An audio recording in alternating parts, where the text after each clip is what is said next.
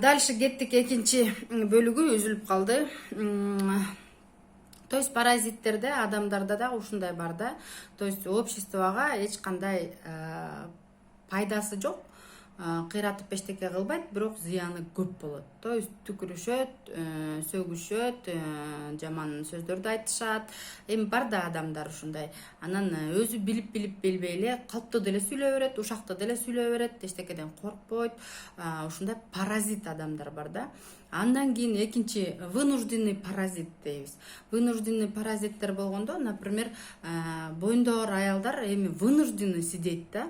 Андай жаман нерсе кылбаса дагы зыян нерсеси келтирбейт, пайдасы бар, бирок вынужденный они акча таба алышпайт, эчтеке кыла алышпайт. Анан картаң карыялар, допустим, тоже они эми алдан күчтөн тайышты, вынужденный, да, вот понимаете.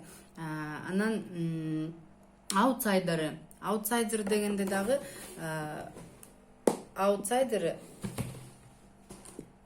бардыгын күнөөлөшөт да, аутсайдерлер. Болбой атса, меники болбой атпайбы, наставнигим күнөөлүү, мага жакшылап сабак өтпөйт, лидерлерим күнөөлүү, менин командам күнөөлүү, мен жазган адамдардын баары никто лохтор, я не знаю,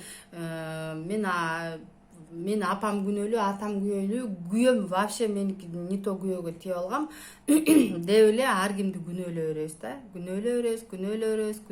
Если адам жок десеңиз, аутсайдерсиз. Бирөөнү күнөөлөгөн адам аутсайдер өзү. Өзү аябай таза, эч нерсе болбогондой, только окружающий мир күнөөлүү. Президент күнөөлүү, жашап аткан үй күнөөлүү, акча таппай атса дагы башка бирөө күнөөлүү, өзү эмес. Мугалим күнөөлүү, милиция күнөөлүү, больница күнөөлүү, короче, все күнөөлүү, кроме ее. Оправдание ищут всегда. Шылтоо табышат да аутсайдерлерчи. Ал эми лидер эч кимди күнөөлөбөйт. Лидер только өзүн күнөөлөт. Өзү ответственный, өзү акча табыш керек, өзү чуркаш керек, бардыгына ответственный деген кандай эле, ответственный болушат. Көзү жетип жетпесе дагы мен жетем дейт. Мен ага сөз берип койдум, мен кылышым керек. Мен өзүмө сөз берип койдум, мен кылышым керек.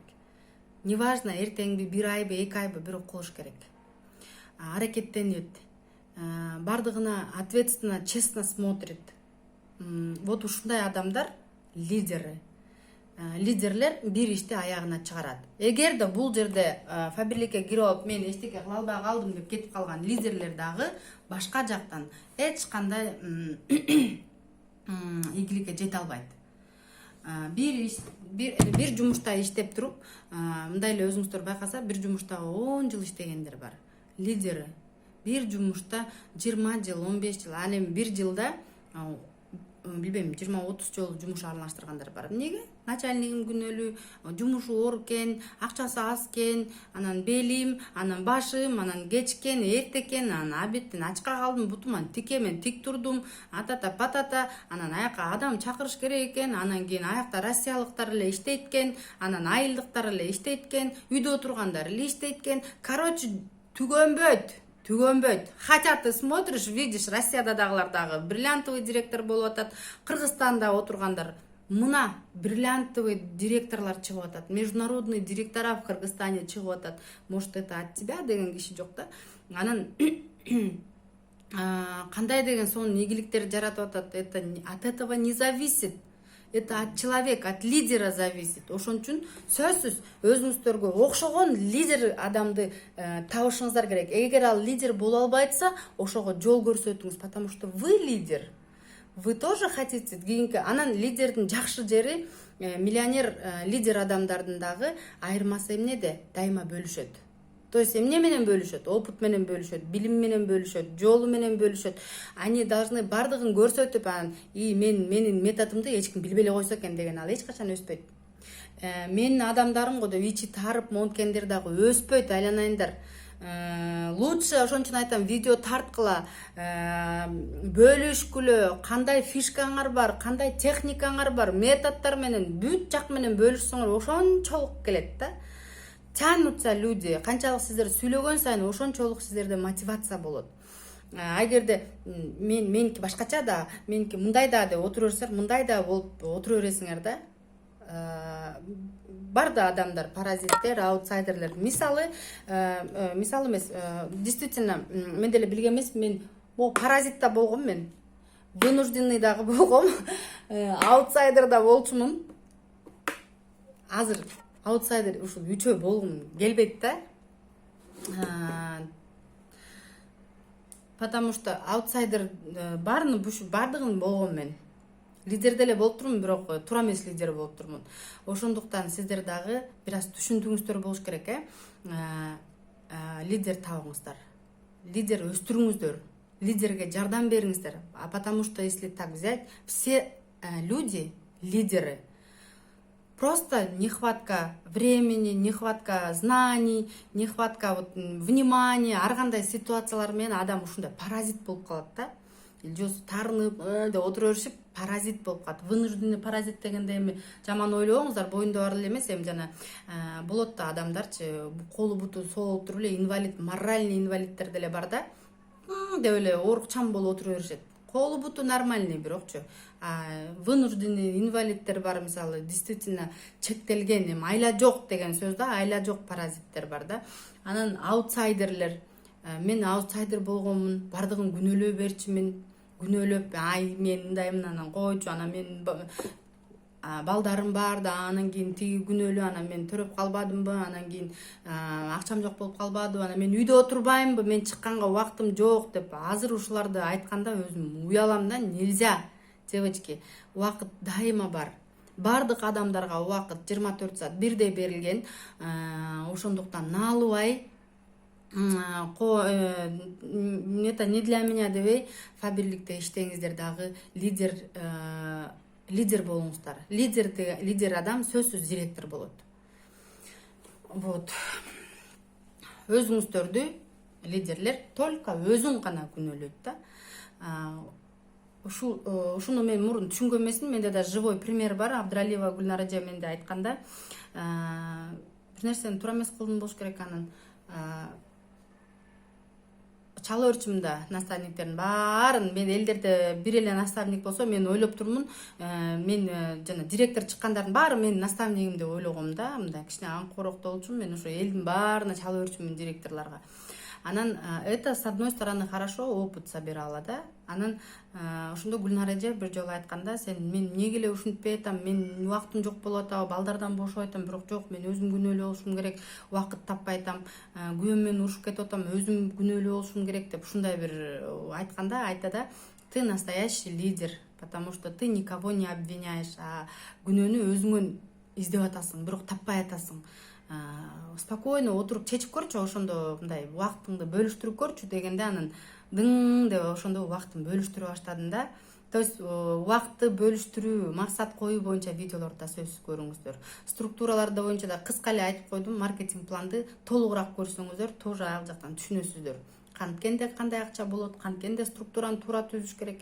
То есть ошондой да. Анан мен деле Москвага келгенде, мен азыр Москва шаарында турам, 14 жылдан бери, быйыл 15 жыл болот. Балдарым менен, анан Москвага 22 жашымда келген экенбиз, күйөөм экөөбүз. Анан эми иштерди аябай көп түрдүү иштерде иштедик. Балабызды калтырып коюп эле, анан компьютерди вообще билбейм да, бирок мен старалась. Биз уборкада эле мындай Москвага келип иштейт десе, биз оюбузда кара жумушта эле иштеш керек экен деп ойлогом да. Уборка кылыш керек экен, там дворник болуш керек экен, мусор чогултуш керек экен, ушундай ойлоп турмун да. Көрдүм мен кыздар. Мышление боюнча да өзүнчө сабактарда өтөбүз. Анан анда жашмын еще, анан ошол жумуштарды эле кылып жүрөбүз да. Күйөөм экөөбүз деле биздинчи биринчи баштаган жумушубуз, биз дворник болгонбуз. Мен андан уялбаймын.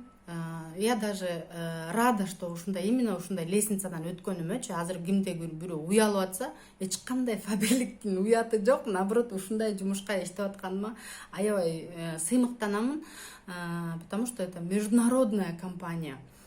Просто может уровень түшүнбөй атасыздар да, деңгээлин түшүнбөй атасыздар. Ошон үчүн баягы Кыргызстанда эле сатууш керекпи, анан бирөөнү жалдырып айтыш керекпи деген эле баягы кыска мээңиздер менен эле калып калдыңар да.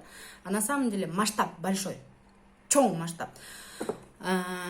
Кыйналганга бир аз уже силер болбойт, меники эмес деп коюшуңар мүмкүн да. Несерьезно или вот ошондо иштеп жүрүп анан 1 жылдан мен күйөөм да экөөбүз окуп аткан учур болчубуз, иши кылып окуп да бияктан окууну да бүттүк. Анан ал уже окуусу боюнча башка жумуштарга кире баштады. Мен болсо не хочу да. Мен уже анын күйөөмдүн уровенине жетишим керек болуп атат. Мен не хочу уборка кылып, дворник болуп мен жүргүм келбей атат. Тем более это не женская работа экенин түшүндүм. И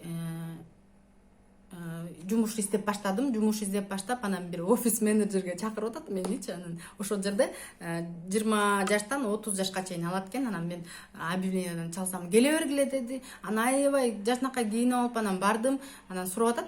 Русский знаете? Знаю. Требованиялары бар да эми. Компьютер билесиңерби? Билем. Хотя эчтеке билбейм. Эч нерсе билбейм.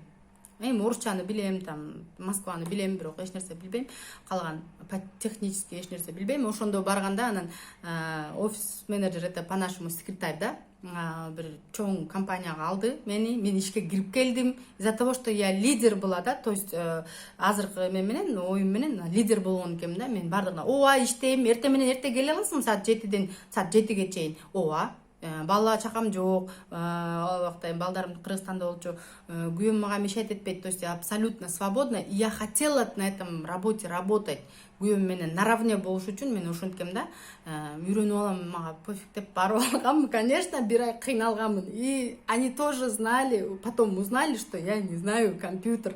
Потом они начали сами из-за того, что мен жанталашып тиги жумушту кылып, биягын жазып, везде успевать этип жүргөнүм үчүн көрдү, что эми оозун ачкан эмес экен деп. Ошол жагымды жагып кеттиби, билбейм, иши кылсам, мени компьютерди үйрөтүп баштады. Биринчи барган күнүм эч эсимден кетпейт. Компьютерди күйгүзүп кайра өчүрө албай койгом да. Кайсы точкасын базарын билбейм.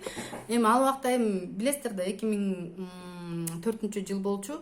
Компьютер, интернет жаңы кирген учур эле.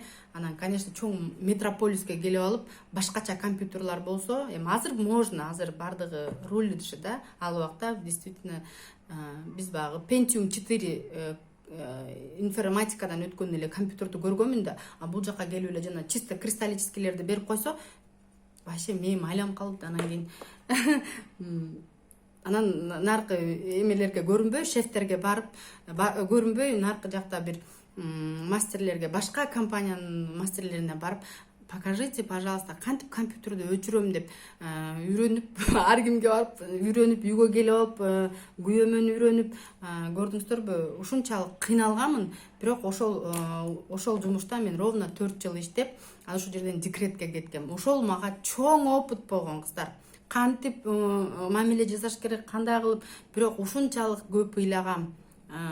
Унижениялар көп болгон, ушунчалык адашкан күндөрүм болгон, метрого чыгып көрбөгөн жаным. Жаш болсом, бирөө жакшы айтат, бирөө жаман айтат. Бирок зато ал жерден именно мен карьерный рост болуп, менеджер болуп, именно кыргыз кыз 1000 строительдерге кийин зарплата чыгарып бергенге чейин жеткем. Бунун баарын эмне үчүн айтып атам? Потому что сиздерге дагы мотивация болуш керек да. Неважно ты где. Неважно билесиңби, билбейсиңби, тилиң сүйлөй, воздух. То есть ошол учурда мен ошо кыйынчылыкка чыдабай деле кетип калышым болмок да. Бирок чоң зарплаталарга чыккам. Ошол мага аябай чоң опыт болгон.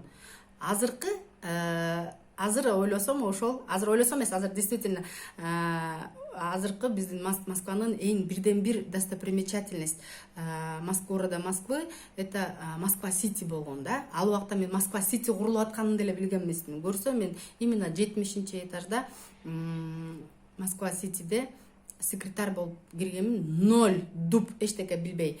Бирок через 4 года я оттуда ушла в декрет.